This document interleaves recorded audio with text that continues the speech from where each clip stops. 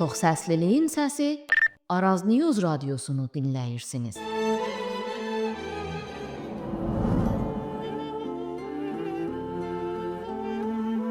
Heç kəs ağlamasın öləndə mənə. Mən heç vaxt, heç zaman ölmərəm daha. Azad qardaşım var, onunla xoşam. Mən gərək sahili sahilə qoşam.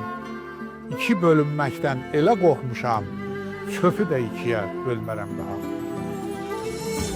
Derdi dert olmuştur elimde mənə. Ağladım bir naşı güləndə mənə.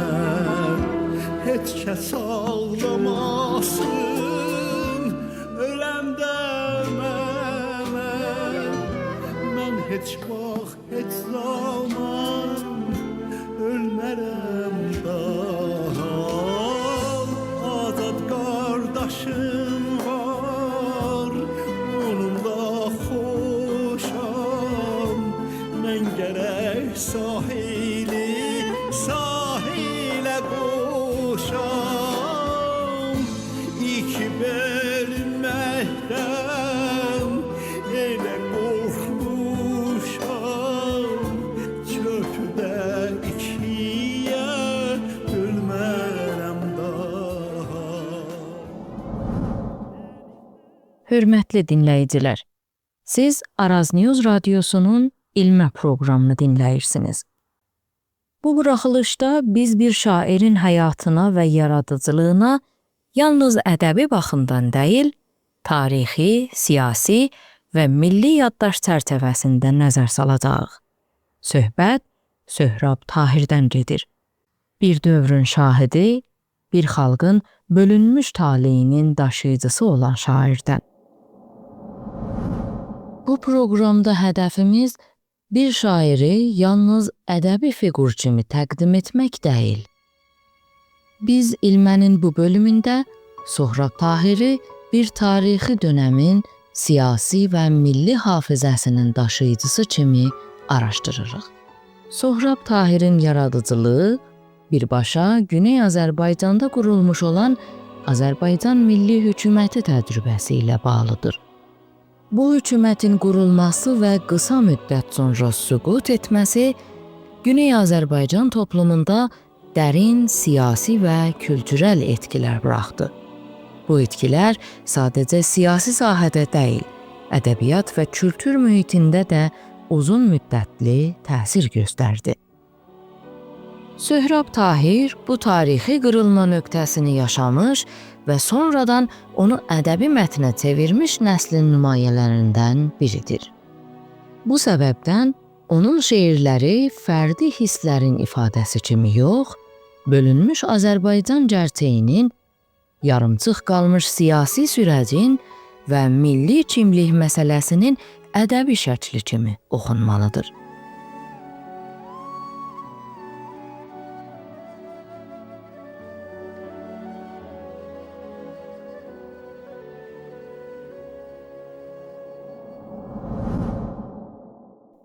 Söhrab Tahir 1926-cı ildə Güney Azərbaycanda Astara bölgəsində anadan olmuşdur. Onun uşaqlıq və yeniyetməlik illəri Pəhləvi rejiminin Azərbaycan türklərinə qarşı yaratdığı ictimai-siyasi gerçəkliklər ilə keçdi. Bu dövrdə Güney Azərbaycanda türk dili rəsmi olaraq tanınmırdı və hətta demək olar ki, məhdudlaşdırılmışdı. 1940-cı illərin ortalarında ölkədə baş verən siyasi dəyişikliklər Söhrab Tahirin dünya görüşünün şəkillənməsində önəmli rol oynadı. 1945-1946-cı illərdə Güney Azərbaycanda qurulan Azərbaycan Milli Hökuməti türklərin ana dilinin rəsmi status qazanması, muxtariyyət ideyalarını gerçəkliyə qovuşdurdu. Gənc Söhrab Tahir bu sürəci kənardan müşahidə edən yox, onu yaşayan nəslin nümayəndəsi idi. Milli hökumətin süqutundan sonra yaranan siyasi vəziyyət Güney Azərbaycanda ciddi baskılar və sərkublarla keçdi. Bu mərhələdə bir çox siyasi və mədəni fəallar kimi Sohrab Tahirin də həyatı kəskin şəkildə dəyişdi. O, Arazın quzeyinə keçdi və bundan sonra onun həyatı əmələn iki siyasi coğrafi məkan arasında bölündü. Quzey Azərbaycanda Sohrab Tahir yüksək təhsil aldı. Ədəbi mühitdə fəaliyyət göstərdi və Sovet dövrünün rəsmi ədəbi qurumları ilə təmasda oldu. Lakin bu yeni mühit onun Güney Azərbaycan təcrübəsini silmədi. Əksinə, Güneydə olan Pəhləvi diktatorluğunun baskıları və vətəninin bölünmüşlük hissi onun yaradıcılığında daha sistemli şəkildə ifadə olunmağa başladı. Sohrab Tahirin həyatını təht mühacirət etmiş şair kimi izah etmək düzgün olmaz. O, həm Güney Azərbaycanda yaşanmış siyasi təcrübəni, həm də Quzey Azərbaycandakı ədəbi mühiti özündə birləşdirən nadir simalardan biridir. Bu iki fərqli təcrübə Sohrab Tahirin yaradıcılığında İki Azərbaycan mövzusunun daim ön planda olmasına səbəb olmuşdur. Onun həyat yolu şeirlərindəki ayrılıq, yarımçıq azadlıq və bütövlük axtarışının hardan qaynaqlandığını göstərir.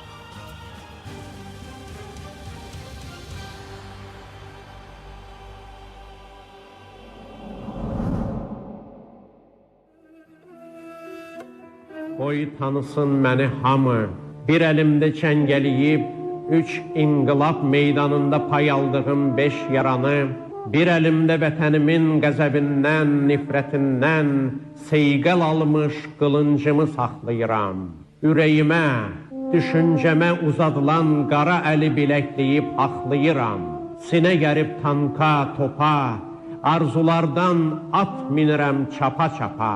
Uçururam zindanları, çağırıram insanlığın ucbatından məhbus olmuş insanları. 46'da vuruşmadım, qoymadılar. Əlim bağlı, könlüm dağlı. Dedilər ki, dünya təzə can qutarmış vuruşlardan. Hələ dayan, 46'da vuruşmadım, indi vuruşuram. Öz səhvimin cavabını heç kəsdən yox, mən özümdən soruşuram. Cavab versin tarix mənə. 46'nın vuruşunu mən borçluyam, keçmişini gələcəyə bələkləmiş bir vətənə. Cavab versin tarix mənə. Azadlığım hanı mənim? Azadlığın uğrundakı şəhidlərin canı mənim, qanı mənim. Azadlığa qurban olmuş azadlığım hanı mənim? 1945-ci ilin sonlarında İkinci Dünya Müharibəsindən sonra yaşanmış bölgəsəl və uluslararası şəraitdə Güney Azərbaycanda siyasi süreçlər sürətləndi. Pəhləvi diktatorluğunun zəiflədiyi bir mərhələdə Azərbaycan Demokrat Firqəsi öncülüyü ilə Təbriz mərkəz olmaqla milli hökumət quruldu. 21 Azər 1324-cü il, yəni 12 Desembr 1945 tarixində Azərbaycan Milli Hökumətinin elan edilməsi ilə Güney Azərbaycanda qısa müddətlik, lakin gerçək bir siyasi model ortaya çıxdı. Bu hökumət Azərbaycanlıların ana dilini rəsmi elan etdi. Milli iradə və məhkəmə yapılarını oluşturdu. Mətbuat və təhsil sahəsində Azərbaycan türkcəsinin istifadəsini sağladı. Hökumətin başında Seyid Cəfər Pişəvəri durdu və milli haqlar ilk dəfə o dönəmdə gerçək anlamda həyata keçirildi. Ancaq bu siyasi təcrübə uzun ömürlü olmadı. 1946-cı ilin sonlarında İran ordusunun bölgəyə hücum etməsi ilə Azərbaycan Milli Hökuməti süqut etdi. Onun ardınca siyasi fəallar təqib olundu. kültürel və dil sahəsində əldə edilən haqlar qaldırıldı. İctimai mühitdə qorxu və susturma hökm sürməyə başladı. 21 Azər yalnızca başarısız bir siyasal girişim olaraq deyil, yarım qalmış bir milli yol xəritəsi olaraq hafizələrdə qaldı. Bu yarım qalmışlıq duyğusu sonrakı 10 illərdə Güney Azərbaycan ədəbiyyatının təməl mövzularından birinə çevrildi. Söhrab Tahir bu hadisələri birbaşa yaşamış nəslin nümayəndələrindən biri idi. Onun gənclik illərinə təsadüf edən milli hökumət təcrübəsi və onun zorla baskı, terror və qanla sona çatdırılması sonradan şairin yaradıcılığında tez-tez rast gəlinən yarımçıq azadlıq, susturulmuş haqq və bölünmüş vətən anlayışlarının tarixi əsasını təşkil etdi. Söhrab Tahirin ədəbi dünyasında 21 Azər keçmişdə qalmış bir xatirə deyil, davam edən, qapanmamış bir məsələ olaraq yaşar. Yəni, söhbət keçmişin nostaljisi deyil, həll olunmamış siyasi və mədəni məsələnin ədəbi şəkildə ifadəsindən gedir.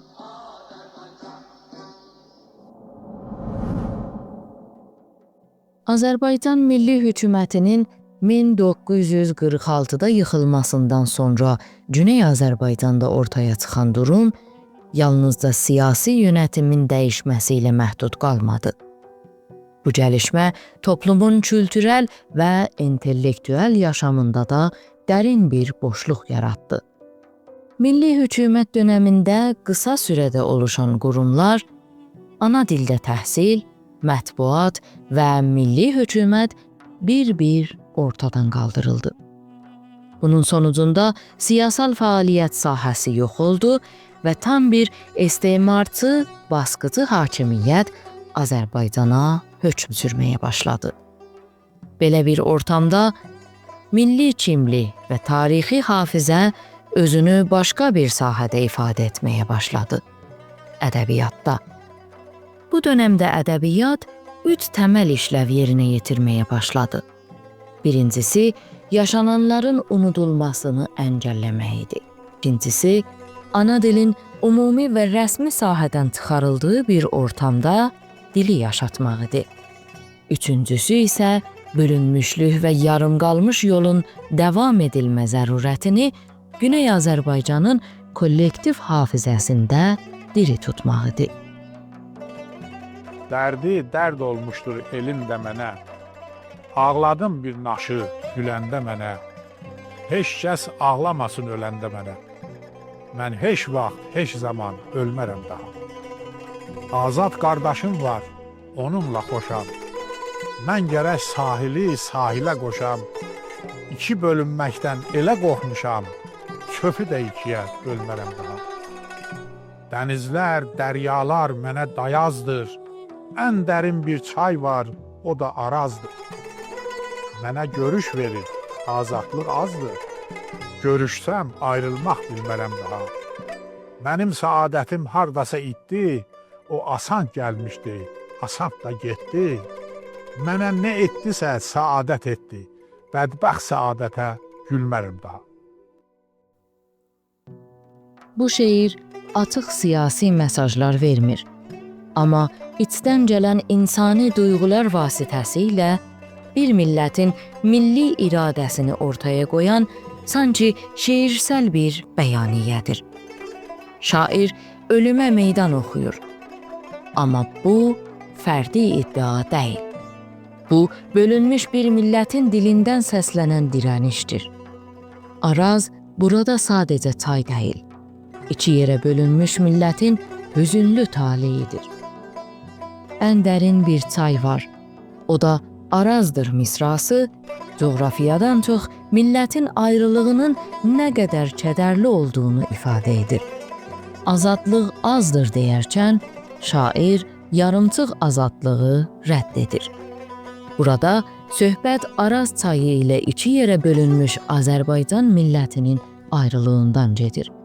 İnsanlar hələ də görüşə bilmirsə, bütün ola bilmirsə, belə bir azadlıq onun üçün yetərli deyil. Yuxuda ağlayıb gülürsən bugün, ay qızım, nigaran qoydusan bizi. Sən gözəl Bakını yuxuda gördün, ya həsrətdə qalan ana Təbrizi. Gözü qamaşdırır dişinin ağı, yanağın Şirvanın ağ pambığıdır. Araz qundağının qırmızı bağı, Göygöl bələyinin göz mıncığıdır. İki vətən olub bir xalqımızdan, İki sərhəd olub vətənə bir çay. Elə gülməlisən, danışmalısan, nə o tayincisin, nə də ki bu tay. Mən bir güllə idim, tüfəngə doldum, hədəfə dəymədim, çıxdım hədəfdən. Arazın içində bir ada oldum, nə o tərəfdənəm, nə bu tərəfdən. Həm o tərəfdənəm, həm bu tərəfdən. Ortadan açılmış kitab kimidir, baxır astaralar sərhəd tirinə, söykənir zulfalar sərhəd tirinə, mənim qollarımı iynə sap edin, tikin astaranı biri-birinə, çayları, yolları iynə sap edin, tikin zulfaları biri-birinə. Bir gün sən Təbrizə getmək istəsən, gərək nə icazə, nə izin olsun. Xalqın birləşməsi elə indidən, qızım qoy gəlinlik cehizin olsun.